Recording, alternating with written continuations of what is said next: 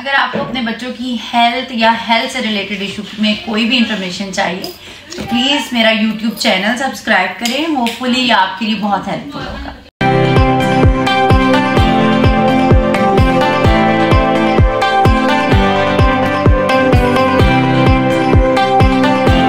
अस्सलाम वालेकुम जी, कैसे हैं आप सब लोग। I am doctor Binesh Ali और आज एक बड़े इंपॉर्टेंट टॉपिक के साथ डिस्कशन के साथ मैं आपके सामने, क्योंकि बहुत से लोगों ने पेरेंट्स ने मुझे इनबॉक्स किया कि जी आप एनीमिया का टॉपिक डिस्कस करें।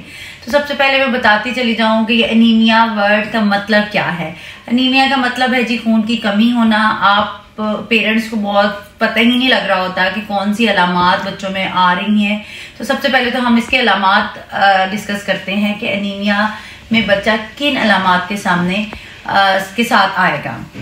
अगर आपको महसूस हो रहा है, सबसे इंपॉर्टेंट थिंग कि अगर आप फील कर रहे हैं कि आपके बच्चे का कलर चेंज हो रहा है, कलर पीला नजर आ रहा है वाइट की बजाय, या उसके कॉम्प्लेक्शन में आपको जरा भी फर्क लग रहा है कि पहले मेरा बच्चा बहुत फ्रेश और अच्छी पिंक लुक उसकी आती थी तो अब ये बिल्कुल डल सा हो गया है, या आपको महसूस हो रहा है कि आपके बच्चे को भूख लगना कम हुई हुई है। सबसे कॉमन एक चीज जो आपने अपने बच्चों में ऑब्जर्व की होगी कि आप पेरेंट्स आके कहते हैं कि मेरे बच्चे खाना खाने की बजाय मट्टी खा रहे हैं, या उनमें क्रेविंग होती है कि जी वो सीमेंट खा रहे हैं या कागज या कोई भी ऐसी चीज। तो ये सारी एनीमिया की अलामात हैं, यानी खून की कमी की अलामात हैं। अब नेक्स्ट स्टेप पेरेंट्स कंसर्न है कि जी अब हमें ये अलामात तो चलो पता लग गई बच्चों में, अब हमने नेक्स्ट स्टेप में करना क्या है।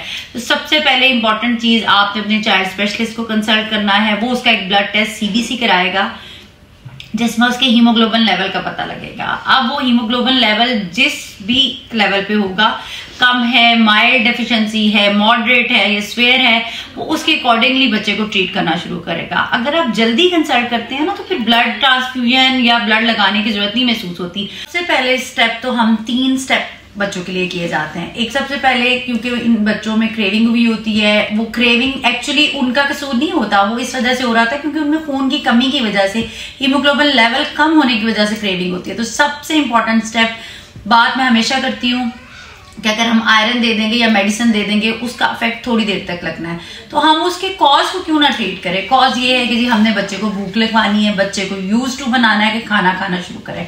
तो उसके लिए मैं हमेशा एक एपिटाइजर देती हूँ। एपिटाइजर ऐसी कोई चीज नहीं है, एक तो अपने माइंड को क्लियर कर ले। बहुत से पेरेंट्स को लगता है कि एपिटाइजर के अपने साइड इफेक्ट है।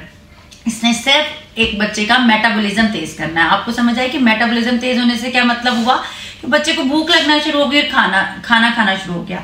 सबसे इंपॉर्टेंट तो ये है। और जब खाना खाना शुरू हो जाता है तो फिर बच्चे की जो है ना ये वाली हीमोग्लोबिन लेवल इंक्रीज होना शुरू हो जाता है।